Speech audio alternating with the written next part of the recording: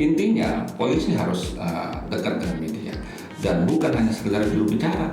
Kita bukan hanya sekedar memberikan informasi teknologi, kita harus memanage media itu sampai dengan awak media, bagaimana kita mengentertainer media, mengentertainer masyarakat, sehingga fungsi pelayanan, pengayoman, perlindungan masyarakat itu setiap hari dirasakan oleh masyarakat. Saya maksimum melakukan upaya-upaya kepolisian, yaitu pencegahan dengan prinsip cooling system.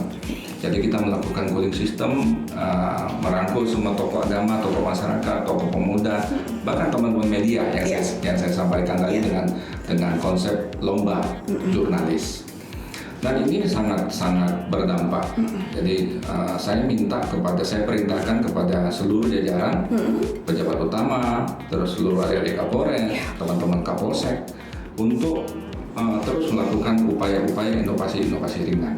Jadi kan mereka ini kan sekarang sedang berkompetisi, ya, bupati, paslon bupati, paslon wakil bupati, paslon wali kota, wakil wali kota, gubernur, wakil gubernur, mereka berkompetisi, bertanding, gitu. Nah, kita tampil sebagai apa?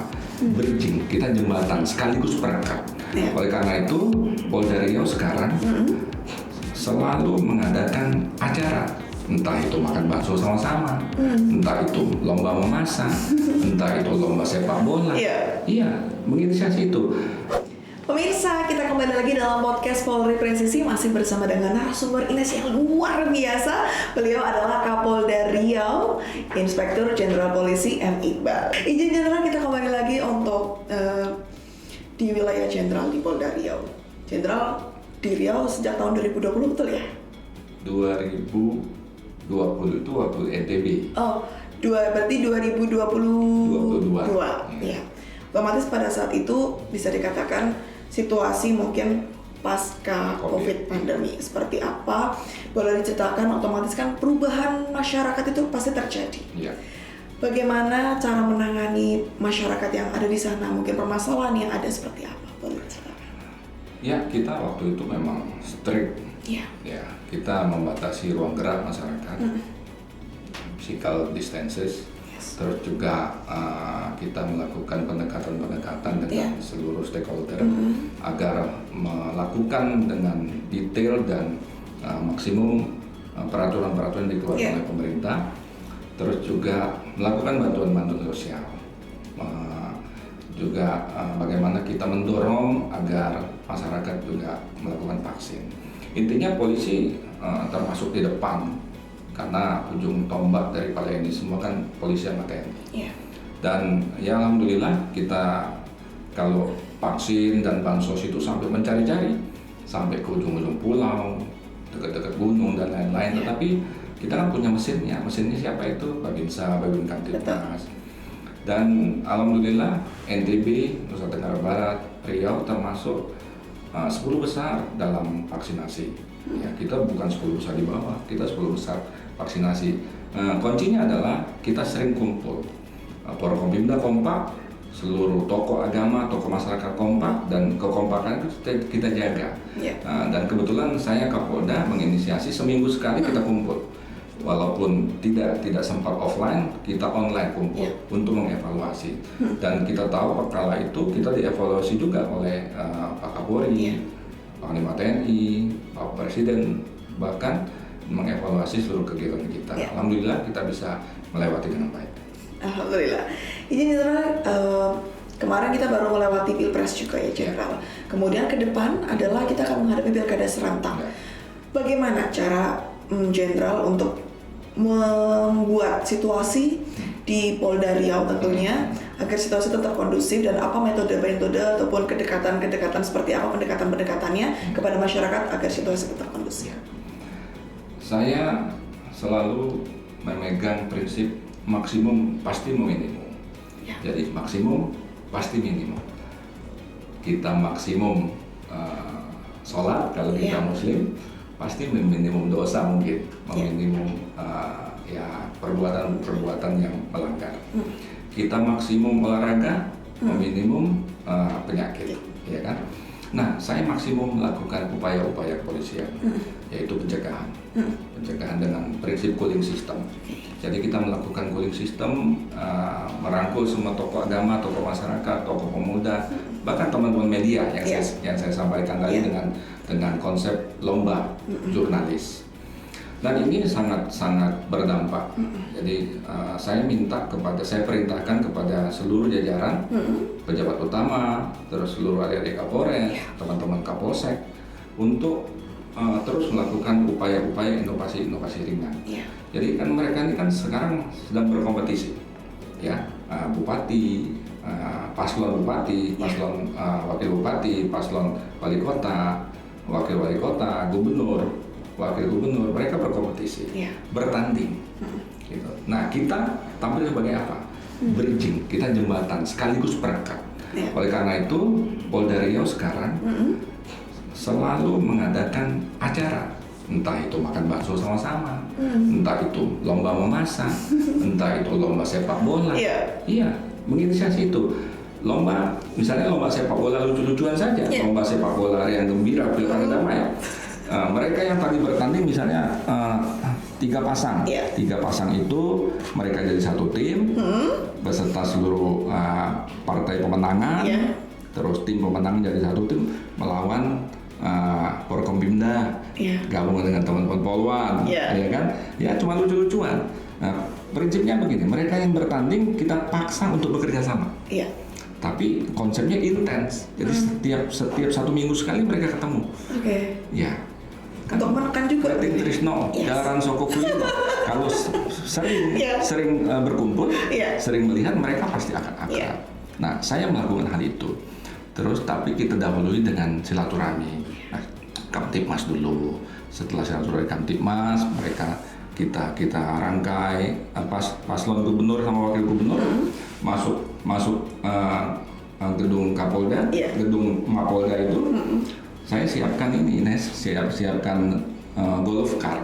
Jadi kan 3 pasang nih, teman-teman pasangan calon gubernur dan wakil gubernur di Provinsi Riau. Saya pasangkan dengan Pak Samsuar, dengan Pak Esep Arianto, yang tadinya tidak satu pasang saya pasangkan. Pak Nasir dengan Pak Wahid saya pasangkan duduknya. Jadi selama menuju di lobi Polda mereka sudah bersama. Kita potret, kita hias golkarnya dengan pilkada damai, no perpecahan, persahabatan, kami adalah keluarga. Setelah mereka nyampe lobi, kita paksa teman-teman tersebut untuk foto, bergandengan tangan dengan bawa bacaan tulisan itu, terus kita foto. Terus saya sampaikan, Bapak-bapak, sahabat-sahabat kami, boleh nggak foto ini kami amplifikasi di media? Untuk dari ujung Meranti sampai ujung Indragiri Hilir, kami akan buat baliho besar-besar. Udah kami buat baliho di Videotron dan lain-lain, sehingga seluruh publik melihat, oh mereka akrab kok. Ngapain kita harus berpecah? Gitu. Nah, intinya strategi kami adalah memaksimalkan polling system sampai hari ini. Ya alhamdulillah ada sih dinamika sedikit, tetapi secara umum insya Allah kondusif. Tetapi satu lagi, kami juga memaksimumkan standar operating prosedur pengamanan.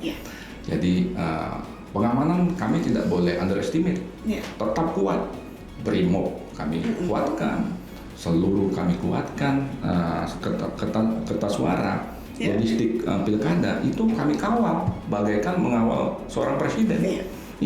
Dari awal, dari Jakarta sampai ke kabupaten kota kami kawal.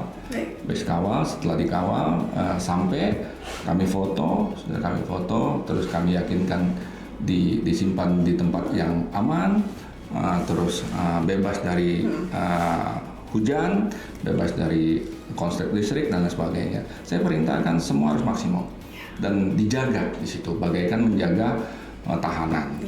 Sehingga jangan sampai ada masalah. Artinya maksimum pencegahan, juga maksimum pengamanan. Insya Allah ya dengan ikhtiar tersebut, insya Allah pilkada di Provinsi Riau damai, sejuk dan kondusif. Tapi sekali lagi Saya juga perintahkan teman-teman tim saya di jajaran Polda Ria untuk berdoa setiap hari. Jangan lupa berdoa, bukan hanya doa, tapi mungkin kita sedekah untuk minta kepada Yang Maha Kuasa agar kita dimudahkan dan dilindungi, dijauhkan dari bala dan bahaya. Saya kira itu. Amin. Jenderal, mohon izin terakhir saya akan bertanya. Mungkin ada pesan yang ingin disampaikan kepada masyarakat ataupun personel Polri yang ada di luar sana. Silakan Jenderal. Kepada seluruh anggota kepolisian negara Republik Indonesia, laksanakan tugas dengan sepenuh hati, karena tugas-tugas polisi ini luar biasa. Saya kira polisi lah yang bisa melaksanakan tugas dengan sempurna dan dengan seluruh kekuatan yang sangat luar biasa. Maksud saya, kita bisa bertindak, kita bisa melakukan pengamanan, kita bisa melakukan pencegahan, kita bisa melakukan himbauan, tapi kita juga bisa langsung action. Jadi kalau para ulama hanya bisa menghimbau, bisa mencegah, tapi kita tidak bisa melakukan action tersebut. Kita bisa luar biasa dua-duanya. Kita bisa bicara, kita bisa menghimbau, tetapi kita bisa melakukan upaya-upaya paksa, upaya-upaya pengaturan lalu lintas, dan lain sebagainya. Lakukan itu dengan sepenuh hati. Insya Allah kalau dengan sepenuh hati akan terhindar dari hal-hal yang menyalahgunakan wewenang. Ingat konsep presisi apa yang digagas oleh Bapak Kepala Kepolisian Negara Republik Indonesia, pahami, laksanakan dengan baik, tulus, dan ingat bahwa konsep presisi itu kita hadiahkan untuk seluruh masyarakat, bangsa dan negara. Saya kira itu, Ines. Baik, terima kasih Jenderal untuk kehadirannya di podcast Polri Presisi. Terima kasih sudah sangat menginspirasi. Saya juga terima kasih banyak. Mohon maaf Jenderal apabila ada kesalahan-kesalahan, dan mungkin kita pamit. Oke. Pemirsa, salam Salam presisi.